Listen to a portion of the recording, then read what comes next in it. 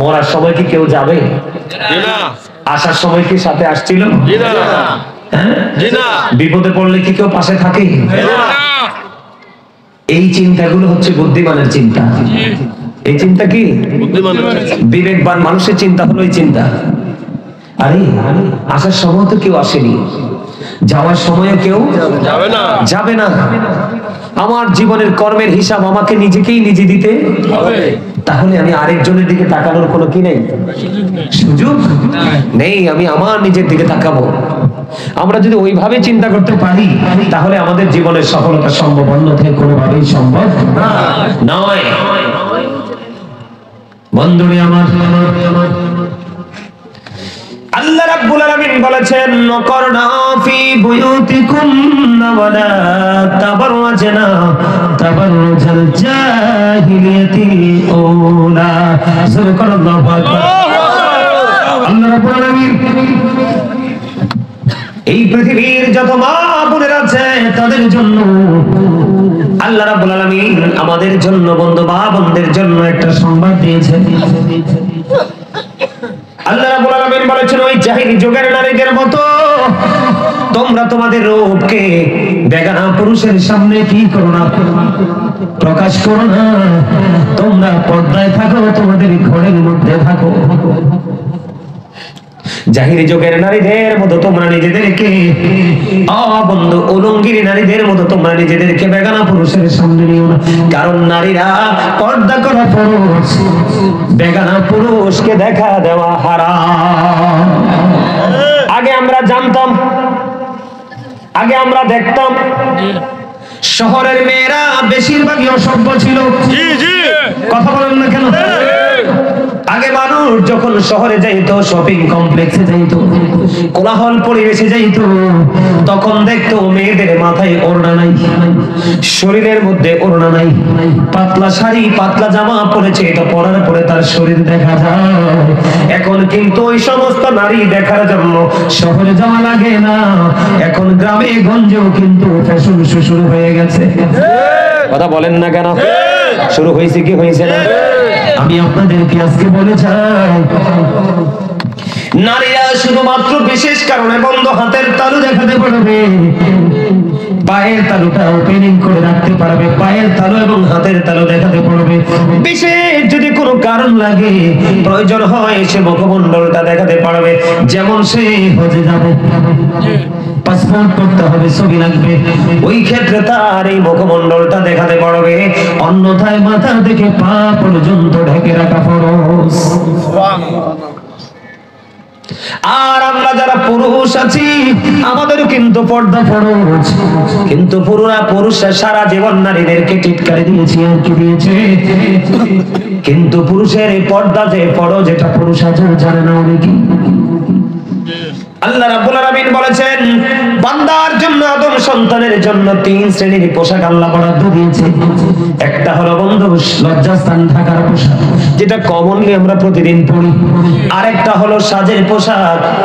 আজকে মাহফিলকে কেন্দ্র করে আপনাদের এখানে অনেকেই কিন্তু একটু ব্যতিক্রম আলাদা পোশাক পরেছে। মাহফিল হবে, অনেক মেহমান আসবে, সবার সাথে দেখা হবে, এটাও কিন্তু আল্লাহর দেয়া নিয়ামত একটা। কিন্তু আল্লাহ বলেছে আল্লাহর কাছে সবচেয়ে পছন্দের পোশাক হলো তাকওয়ার পোশাক। ওই লাইনের যুবক হৃদয় খুলে শোনো, সারা বছর শোনো, সারা জীবন শুনেছ নারীর জন্য পর্দা ফরজ, কিন্তু জানো না পুরুষের জন্য পর্দা আল্লাহ ফরজ করেছে। নারীদের মাথা থেকে পা পর্যন্ত ঢেকে রাখা ফরজ। আর পুরুষের দিক দিয়ে তাকাও, পুরুষের উপর দিয়ে নাভি বরাবর আর নিচে দিয়ে টাকনোর উপর পর্যন্ত ঢেকে রাখা ফরজ। নারীরা যেমন মাথা থেকে পা পর্যন্ত ঢাকা থেকে বের হয়ে যাবে, তখন হারাম হয়ে যাবে, বেশ হয়ে যাবে।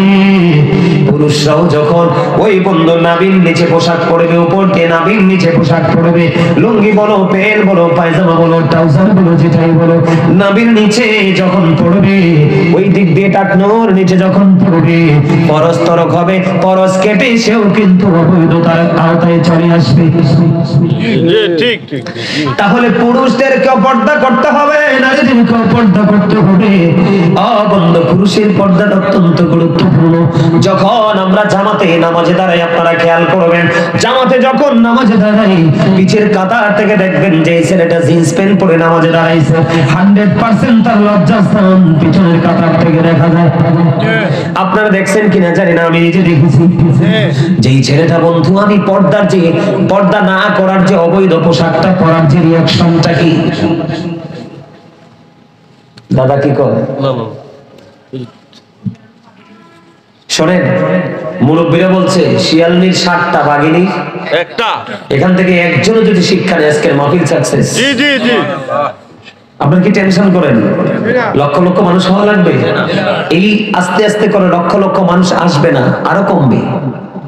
এটা বাস্তবতা, কিয়ামতের আলামত। রাসূল বলেছেন, আল্লাহ কোরআনে বলেছেন, ইন্নাল কাফিরিনা কানু লাকুম আদুওয়াম মুবিনা। আল্লাহ বলেছেন, the heretics are the eternal enemy of the believers।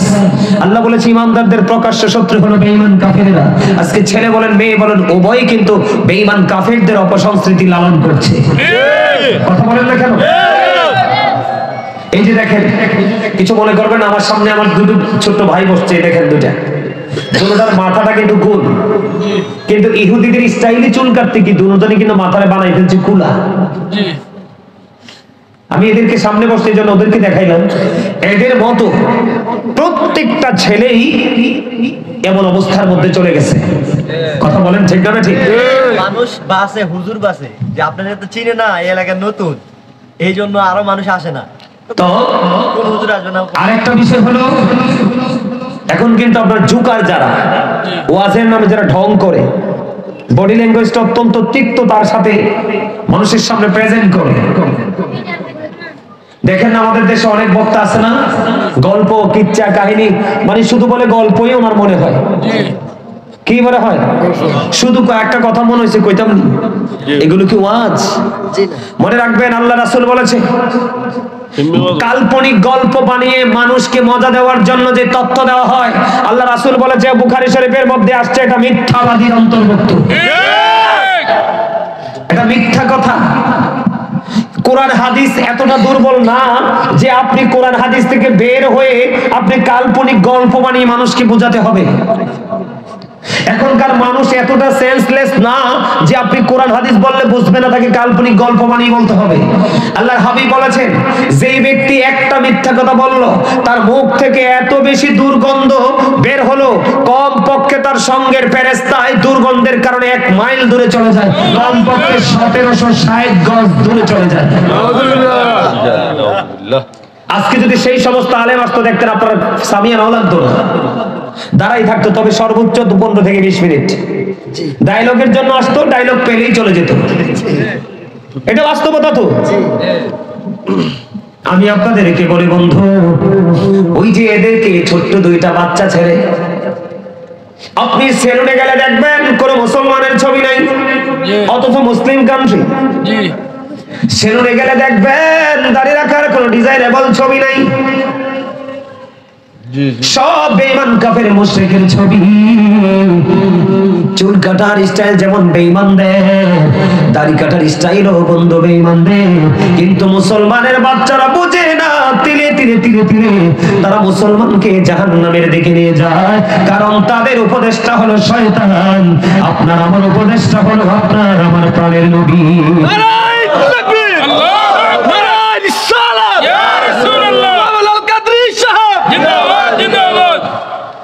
যুবক, আমি তোমাদেরকে বলি, অত্যন্ত দুঃখের সাথে যন্ত্রণার সাথে হাদিস শরীফটা তোমাদের সামনে তুলে ধরতেছি। আল্লাহর হাবিব মসজিদে অবস্থান করতেছে, হঠাৎ করে দেখতে পাইলেন যুবক, হৃদয় খুলে শোনো, একটা লোক এসে হঠাৎ করে নামাজের নিয়ত বেঁধে ফেললো। আমার নবীজি চাইয়া দেখলেন তার পোশাকটা টাকনুর নিচে। নবীজি সে কিন্তু নিয়ত বেঁধে ফেলছে। নবীজি বলেছেন, তুমি ওযু করে আসো। নামাজের নিয়ত ভেঙে তিনি ওযু করতে গেলেন,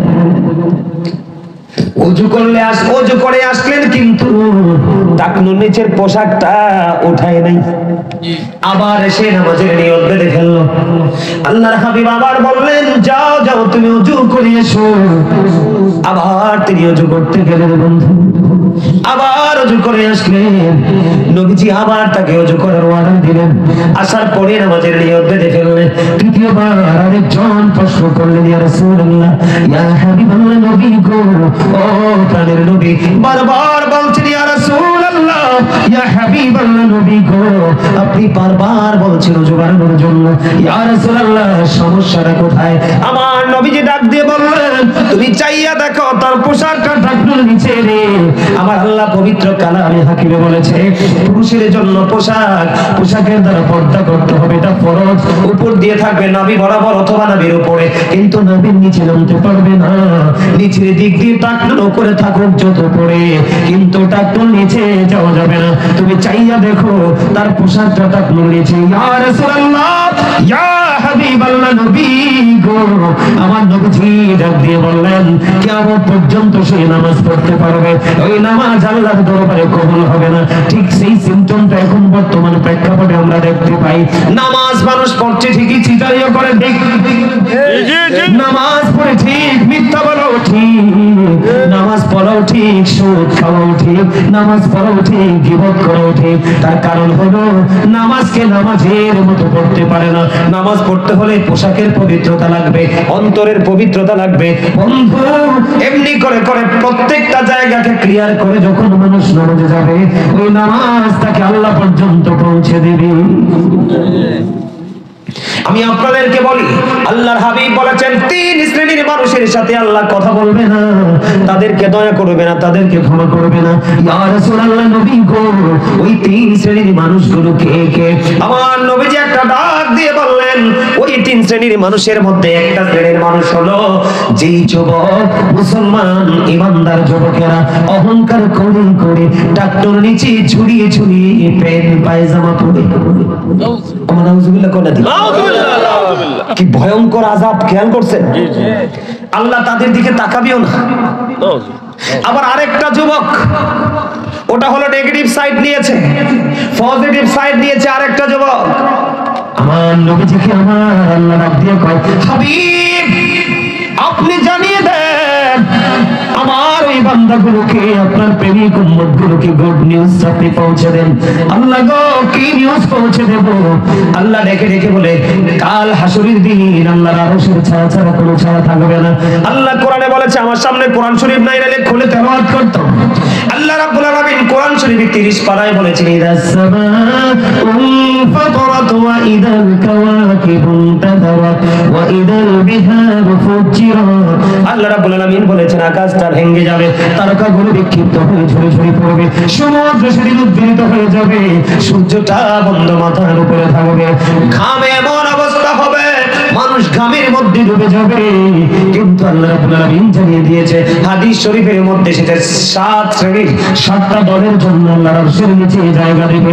এর মধ্যে একটা দল হলো আল্লাহ নবীর প্রেমিক যুবক। এই জন্য আমি তোমাদেরকে যুবক বলতে চাই, আল্লাহ রাসূল বলে দিয়েছে, ওই যুবকের সাথে আল্লাহর কোনো আলাপ হবে না, আল্লাহ কোনো দয়া করবে না, কোনো মায়া করবে না রে। তার কারণ হুজুররা সারা জীবন বলেছে, মসজিদের খতিব সাহেব বলেছে, গাজী সুলাইমান আজকে কইলাইনে বসে বসে বলে গেছে, তোমরা কোনোদিন এগুলোকে কর্ণপাত করনি, তোমরা অহংকার করেছো, প্রাউড ফিল করেছো। মনে রাখবা, আমি তোমাদেরকে বলি, আল্লাহ রাসূল বলেছে, আমাদেরকে অনেক সুন্দর করে আল্লাহ বানাইছে, কিন্তু অহংকার করার কারণে আল্লাহ রাব্বুল আলামিন যারা অহংকারে তাদেরকে ছোট্ট ছোট্ট পিপিলিকা বানানো হবে। 3 মাস কামাই আর তা নাউজুবিল্লাহ বলতে বলেন, এই চায়ের ফ্লাক্সটা বন্ধ করো, নিচে ফেলাও ওটাকে। আমি আলোচনা করতেছি, আমার চায়ের টেস্ট আসে না, তোমাদের তো চা খাওয়ার টক আসে কোথা থেকে? চা বন্ধ রাখেন, কথা কম কইয়া।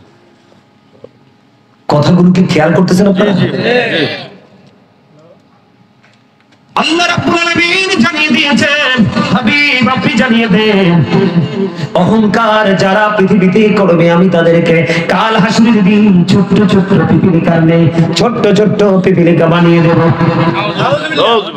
আমার নবীজি বলেছে উম্মত পাগল হইও না, সুস্থভাবে একবার আসো, অসুস্থ হয়ে আসলে উপায় খুঁজে পাবা না।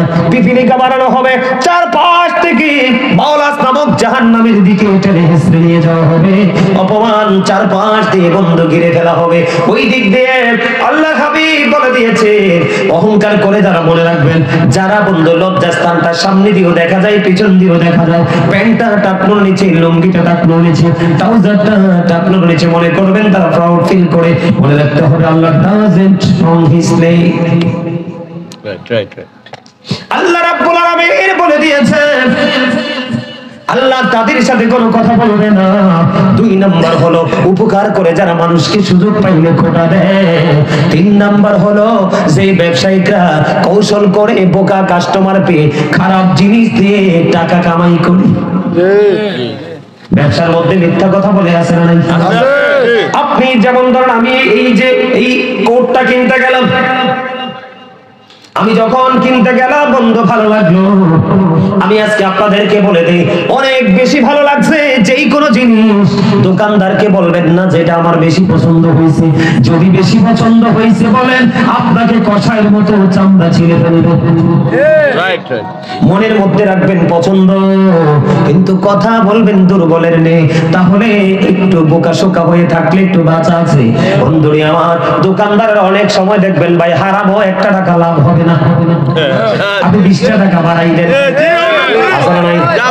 ব্যবসার মধ্যে মিথ্যা কথা বলে যারা এমন করে টাকা উপার্জন করে, আমার নবীজি বলেছে তোমরা আসো, তোমরা দেখতে পাবে তোমার ফিউচারটা কত অন্ধকার। আমার আল্লাহ ক্ষমা করবে না, দয়া করবে না, মায়া করবে না। জোরে জোরে বলুন নাউজুবিল্লাহ। হাদিস শরীফটা পুরোটাই আমি তোমাদেরকে বলে ফেললাম, কারণ পরের দুটো অপশন অত্যন্ত গুরুত্বপূর্ণ। কথা বলে না? বর্তমানে আমাদের বাংলাদেশের গরিব এবং মধ্যবিত্ত মানুষগুলো ম্যাক্সিমামই বন্ধু নির্যাতিত, নিপীড়িত, কারণ ব্যবসায়িকরা সিন্ডিকেট করে বন্ধু কাস্টমার ঠকায়। এদের কোনো উপায় নাই। আল্লাহ সূরা রহমানের মধ্যে বলেছেন ওয়াকিমুল ওয়াজনা বিল কিসতি ওয়ালা তুকসিরুল মিজান। আল্লাহ বলেছেন ন্যায্য ওজন কায়েম করো, ওজনে কম দিও না। আবার আপনি বিবেক বলেন, পাল্লা বলেন, আলু বলেন, গম বলেন, ডাল বলেন, তেল বলেন, গোস্ত বলেন, মাছ বলেন, যেটাই বলেন যেখানে করবেন বন্ধু সঠিকভাবে করবেন, তাহলে আমরা পুরুষরা কি নামাজ জিন্স প্যান্ট পরবো নাকি ছাড়বো? দেখেন কত মজার খবর। আবু বকর সিদ্দিক রাদিয়াল্লাহু তাআলা নবীজিকে ডেকে বললেন ইয়া রাসূলুল্লাহ, ইয়া হাবিবাল্লাহ, নবী গো, মনের অজান্তে টাকনোর নিচে চলে গেল পোশাকটা, কিন্তু মনে হওয়ার পরে আমি যদি এই পোশাকটাকে টাকনোর উপরে তুলে ফেলি ইয়া রাসূলুল্লাহ, আল্লাহ কি আমাকে আযাব দিবে, সাজা দিবে? আমার নবীজি বলল না রে না, ও আবু বকর, তুমি মনে করেছো তোমার পোশাকটা টাকনোর নিচে চলে গেছে, হঠাৎ করে তোমার মনে পড়ে গেল হুজুর গাজী সুলাইমান হুজুর এই ওয়াজটা করেছিল, শুনেছিলাম আজ থেকে 10 বছর আগে। না না, এটা কোনোভাবে টাকনোর নিচে রাখা যাবে না, উঠিয়ে ফেলতে হবে। এটার নামই হলো ভয়, এটার নামই হলো তাকওয়া, এটার নামই হলো আরেক দিকে প্রেম। আবু বকর যখন প্রশ্ন করলো, আমার নবীজি একটা ডাক দিয়ে বলল, আবু বকর, টাকনোর নিচে চলে গেছে, কোনো সমস্যা নেই, তুমি চলে যাওয়ার সঙ্গে সঙ্গে এটাকে উপরে উঠিয়ে ফেলো, তোমার জন্য কোনো সাজা বরাদ্দ নাই। তার কারণ হলো আল্লাহ কোরআনে বলেছেন আল্লাযীনা আমানু, যারা ঈমান এনেছে, ওয়া কানু ইয়াত্তাকুন, এবং তাকওয়া অবলম্বন করেছে, লাহুমুল বুশরা, তাদের জন্য সুসংবাদ, ফিল হায়াতিদ দুনিয়া ফিল আখিরাহ। আল্লাহ বলেছেন বন্ধুরা আমার, যারা ঈমান এনেছে এবং ভয় অন্তরে ধারণ করতে পেরেছে, আল্লাহ রাব্বুল আলামিন বলেছে তাদের জন্য সুসংবাদ দুনিয়ার জীবনে এবং পরকালের জীবনে। যদি কন্যা সুবহানাল্লাহ। তাহলে লুঙ্গি বলেন, প্যান্ট বলেন, পায়জামা বলেন, ট্রাউজার বলেন, যেটাই বলেন আপনার উপর দিয়ে রাখতে হবে নাভি বরাবর, অথবা বন্ধ নাভির উপরে, আর নিচের দিক দিয়ে রাখতে হবে টাকনোর উপরে। এটা মনে রাখতে হবে, এটা আপনার জন্য ফরজ এবং পর্দা। জি জি জি। আমি পুরুষ নিয়ে আর কথা বলবো না, বর্তমানে মেয়েদেরকে নিয়ে আরেকটু আলোচনা করতে হবে, সময় চলে যাচ্ছে বন্ধু। উম্মে সালমা রাদিয়াল্লাহু তাআলা হাতে বললেন, মাইমুনা সহ আমরা রাসূলের দরবারে উপস্থিত ছিলাম। উম্মে মাকতুমের পুত্র আব্দুল্লাহ নবীজির দরবারের দিকে আসতেছে। হাদিস শরীফ খেয়াল করবেন, নারীদের পর্দাটা কত গুরুত্বপূর্ণ, কতটা সেনসিটিভ। উম্মে মাকতুমের পুত্র আব্দুল্লাহ নবীজির দরবারের দিকে বন্ধু হেঁটে হেঁটে আসছে। তখন নবীজি আমাদেরকে বললেন, তোমরা এখান থেকে আত্মগোপন করো, তোমরা এখান থেকে প্রস্থান করো। ইয়া রাসূলুল্লাহ, ইয়া হাবিবাল্লাহ, নবী গো, ও প্রাণের নবী। উম্মে মাকতুমের পুত্র আব্দুল্লাহ তো অন্ধ। আমার নবীজি একটা ডাক দিয়ে বলেছে, আব্দুল্লাহ হয়তো অন্ধ, কিন্তু তোমরা তো অন্ধ না। সুবহানাল্লাহ বলেন না। নারীদের সচেতনতার জন্য আর কোনো ওয়াজ লাগেনি? যথেষ্ট না? খেয়াল করছেন? আব্দুল্লাহ দেখতে পায় না, আমি মেনে নিলাম আব্দুল্লাহ অন্ধ, কিন্তু তুমি তো অন্ধ নও। আব্দুল্লাহ যদিও তোমাকে দেখতে পাবে না, তোমাদেরকে দেখতে পাবে না, কিন্তু তোমরা তো আব্দুল্লাহকে দেখতে পাবে। এখান থেকে বন্ধু মা বোনদেরকে শিক্ষা নিতে হবে। বাড়িতে যদি স্বামী বাতার বেড়া দেয়, কলা পাতা দিয়ে যদি বেড়া দেয়, সুপারির ডাল দিয়ে যদি বেড়া দেয়, তুমি উকি ঝুঁকি দিতে পারবা না। রাস্তা দিয়ে কোন পুরুষ হেঁটে যায় তুমি নজর দিতে পারবা না। যদি তুমি নজর দাও, তাহলে তুমি যতই পরিষ্কার হও, তুমি পর্দাশীল না।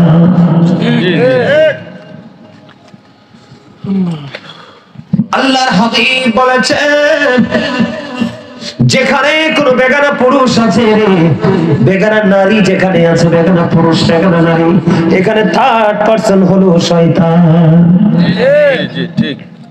আল্লাহর হাবিব বলে দিয়েছে, পুরুষদেরকে সাবধান করেছে, যেই মহিলার স্বামী বাড়ি নাই, কি নাই, যেই মহিলার স্বামী বাড়ি নাই, ওই মহিলার সাথে তোমরা দেখা করতে যেও না, তোমরা সেই মহিলার সাথে কথা বলতে যেও না। কারণ তোমাদেরকে মনে রাখতে হবে, শয়তান নারীদেরকে রশি হিসাবে ব্যবহার করে। শয়তান কি করে? হিসাবে ব্যবহার করে, নারীদেরকে রশি হিসাবে ব্যবহার করে। এখন দেখবেন আমাদের দেশে বিশেষ করে মহিলারা, ম্যাক্সিমাম মহিলারা বন্ধু ননদের জামাই এবং দেবরের সাথে বেশি গভীর সম্পর্ক। হাদিস শরীফের মধ্যে এসেছে বন্ধু, আল্লাহ হাবিবকে প্রশ্ন করা হলো, ইয়া রাসূলুল্লাহ, ইয়া হাবিবাল্লাহ, নবী গো, আপনি দেবর সম্পর্কে কি মন্তব্য করবেন? আপনার মতামত কি? আমার নবীজি জানিয়ে দিলেন, দেবরের সাথে দেখা করার চাইতে একটা নারীর জন্য মৃত্যু অনেক উত্তম। আজকের দিনে বন্ধু অনেক ফ্যামিলিতে আছে বন্ধু, দেবরের দিকে দৃষ্টির কারণে স্বামীর সাথে তালাক।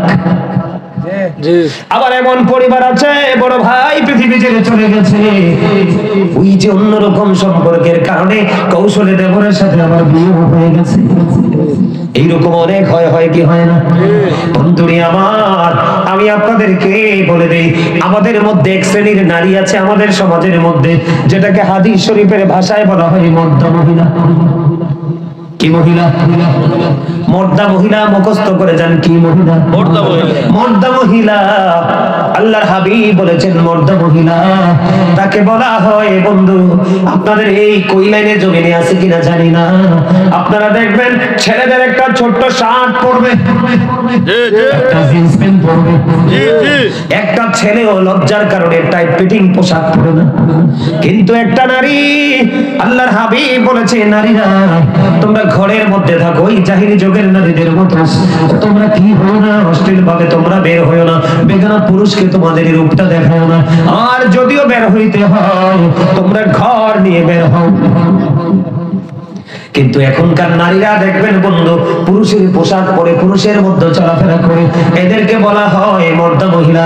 আল্লাহর হাবিব জানিয়ে দিয়েছে, ওই মর্দা মহিলাদের জন্য হাদিস শরীফের মধ্যে এসেছে, আল্লাহ রাব্বুল আলামিন একটা খাবার ব্যবস্থা করে রেখেছে। ওই খাবারটার নাম হলো বন্ধু কিনাতুল খাবার। ইয়া রাসূলুল্লাহ ইয়া হাবিবাল্লাহ নবী গো এই তিনাতুল খাবারটা কি গো নবী? আমার নবীজি বললেন এই তিনাতুল খাবারটা হলো আরেকটা জাহান্নামের নিংড়ানো রক্ত পূজত রাখা। নাও না দুঃখজনক হলেও সত্য বলবো নি। বলেন বলেন জি হুজুর। আল্লাহ বলেছেন তোমার জন্য তুমি পৃথিবীর বুকে আমি গতকালকেও বন্ধু শপিং মলে গিয়েছিলাম, যেই কোনো গুরুত্বপূর্ণ কাজে আমাদের কুমিল্লাতে সাত্তারখানা এবং খন্দকারে গিয়েছিলাম। যাওয়ার পরে আমার একজন পরিচিত কাপড় ব্যবসায়ী, তার একটা অনেক বড় দোকান আছে বন্ধু খন্দকারে। কথা বলতে বলতে একটা পর্যায়ে বন্ধু আমাদের মধ্যে এক ধরনের কথা হলো। আমি দোকানের দিকে তাকায় দেখলাম যত কালার যত ডিজাইন সবগুলো শুধু মহিলাদের। দোকানদারকে বললাম তুমি দেখছো সবগুলো এত ডিজাইন মহিলাদের। এবার ওই দোকানদার ডেকে ডেকে বলে হুজুর আমাদের কিচ্ছু নাই, আমাদের আছে শর্ট একটা শার্ট, শর্ট একটা গেঞ্জি, আর একটা পাঞ্জাবি, আর একটা লুঙ্গি, আর একটা প্যান্ট। এত কাপড় চোপড় এত ডিজাইনেবল পোশাক থাকার পরেও মহিলারা দেখবেন পুরুষের প্যান্ট নিয়ে টানাটানি করে, কথা কয় না, পুরুষের গেঞ্জি নিয়ে টানাটানি করে। এটার জন্য দায়ী হলো বাবা মা, এটার জন্য দায়ী হলো বন্ধু স্বামী। প্রত্যেকটা ভাই তার বোনের দায়িত্ব নিতে হবে, প্রত্যেকটা বাবা তার কন্যার দায়িত্ব নিতে হবে, প্রত্যেকটা স্বামী তার স্ত্রীর দায়িত্ব নিতে হবে। না হয় যে স্বামী তার স্ত্রীর দায়িত্ব নেবে না ওই স্বামীকে বলা হয়েছে দায়ুস। যেই স্বামী তার বিবিকে অন্য কোনো বেগানা পুরুষের সাথে কথা বলতে দেখার পরেও ডাক দেয় না, পুরুষের জন্য জাহান্নাম বরাদ্দ বন্ধু। খেয়াল করবেন ওই মহিলার নাম হলো মর্দা মহিলা। আল্লাহর হাবিব জানিয়ে দিয়েছে তোমার জন্য খাবার হলো তিনাতুল খাবার, আরেকটা জাহান্নামীর পচা রক্ত পুজ অথবা ঘাম। কিন্তু দুঃখজনক হলেও সত্য, আল্লাহ বলেছে খাইতে হবে। লা ইয়ামুতু people will not die that day, সেদিন মানুষ মরতে পারবে না। আল্লাহ বলেছেন ফিহা ওয়ালা ইয়াহইয়া people will not be able to live that day, সেদিন মানুষ বাঁচতে পারবে না। আল্লাহ বলেছেন ওয়া মান হাবি আল্লাহ বলেছেন people will not be able to escape that day, সেদিন মানুষ সেখান থেকে পালাইতেও পারবে না। খেয়াল করছেন বিষয়? বাঁচার সুযোগ নাই, মরার সুযোগ নাই, পালাবারও সুযোগ নাই, খাইতে হবে। যাবেন না কোথায়? বলে হুজুর দৌড় দিব না। আল্লাহ বলেছেন ইন্না বাতশা রাব্বিকা লাশাদীদ। আল্লাহ বলেছেন the seizing of Allah is difficult. আল্লাহর ধরা বড় কঠিন, খুব শক্ত, বড় কঠিন, ধরবে খুব শক্ত হবে। যাবেন কোথায়? যাবার কোন রাস্তা আছে? আল্লাহর হাবিব বলে দিয়েছেন নারীরা হলো গোপনীয় জীব। নারীরা কি গোপনীয় জীব? নারীরা হলো গোপনীয় জীব। তারা যখন বন্ধু একেবারে ওপেন হয়ে বের হয়, আমার রাসূল বলে দিয়েছেন শয়তান তাদেরকে দেখলেই উকি ঝুঁকি দেয়। নাউজুবিল্লাহ বলেন না। আমি আপনাদেরকে বলি যেই পুরুষ বন্ধু পোশাক পরার পরেও তার অঙ্গ দেখা যায়, যেই নারী পোশাক পরার পরেও তার অঙ্গ দেখা যায়, হাদিস শরীফের মধ্যে এসেছে আল্লাহর হাবিব বলেছেন ওই পুরুষ এবং নারী দুইটাই উলঙ্গ ল্যাংটা। যেরকম নাউজুবিল্লাহ। হাদিস শরীফের মধ্যে এসেছে, আমার দিকে দেখেন, নারীদের জান্নাত এত সহজ, আরো সহজ হলো পুরুষের জান্নাত। আল মারউতু ইযা সাল্লাত খামসাহা, যে স্ত্রী লোক 5 ওয়াক্ত নামাজ পড়বে, ওয়াসামাত শাহরাহা, রমজান মাসে রোজা রাখবে, ও আহসানাত ফারজাহা, লজ্জাস্থানের হেফাজত করবে, ওয়া তুআদ বালাহা, স্বামীর কথা মতো চলবে, ফালতাদখুল মিন আইয়াবিল জান্নাতি শাআ।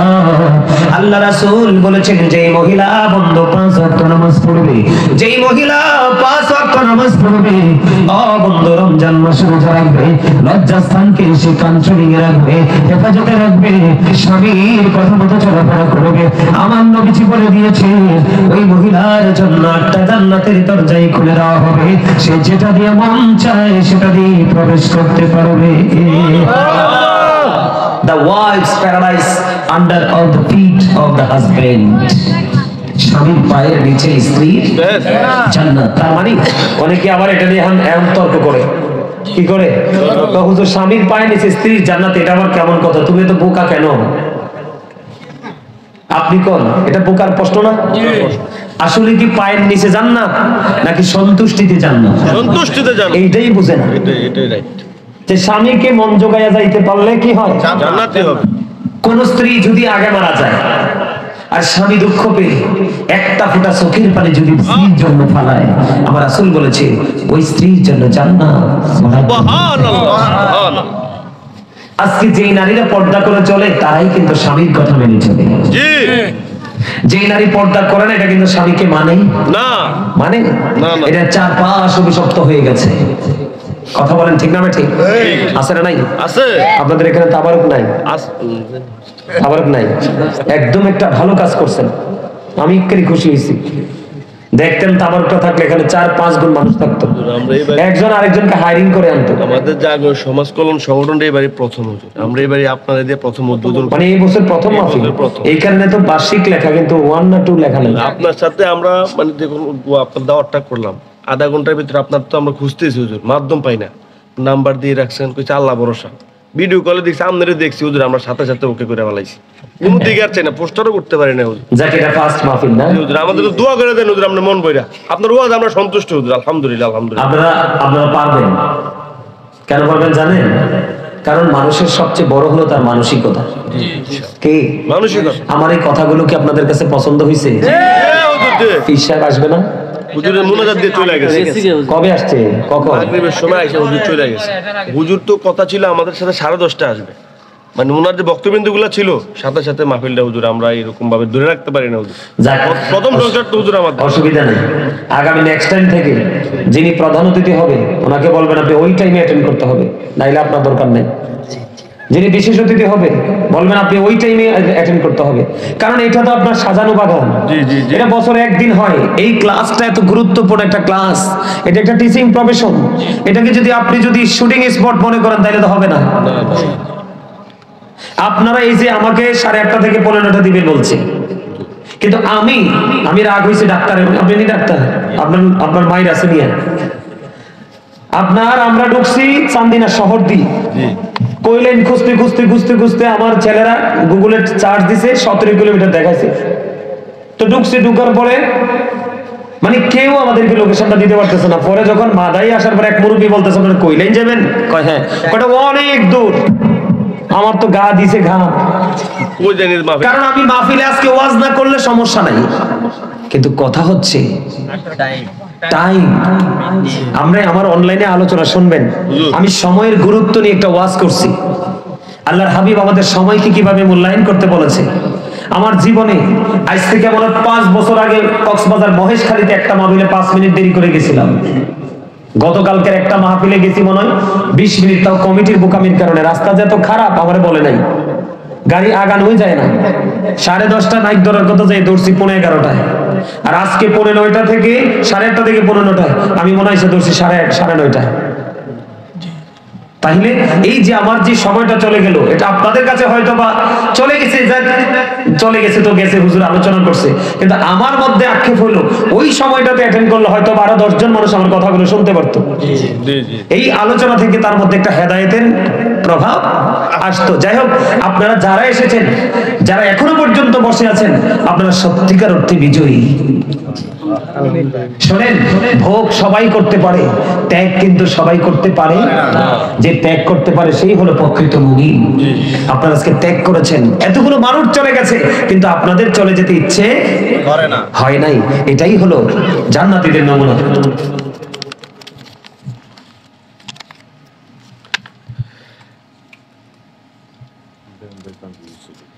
এটা এবার করেন না। আচ্ছা ঠিক আছে, এটা আবার করেন না। আপনারা যদি নেক্সট টাইম আবার মাহফিল করেন, আমি আপনাদেরকে কথা দিয়ে গেলাম, আপনারা আমার সাথে একটু পরামর্শ করবেন। অবশ্যই অবশ্যই। আমি আপনাদেরকে পরামর্শ দিব, আপনারা আমার পরামর্শ মতো কাজ করবেন, দেখবেন সত্যিকারের জান্নাতের বাগান মানুষকে উপহার দিতে পারবেন ইনশাআল্লাহ।